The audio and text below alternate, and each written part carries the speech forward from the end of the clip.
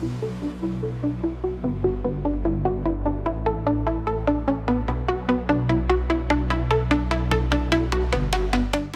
dostlar, mən Quliyev Müşfiq uzun müddətdir ki, dam örtüklərin quraşdırılması ilə məşğulduq.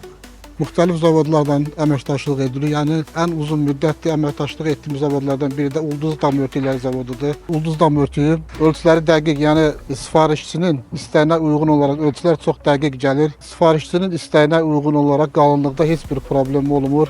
Hal-hazırda gördüyünüz iş Ulduz Dam Örtüyü materialından istifadə olunur. Kilit dam örtüyüdür. Kilit dam örtüyünün başqa dam örtülərindən fərqli ondan ibarətdir ki, yəni istənilən maillikdə bundan istifadə eləmək olur.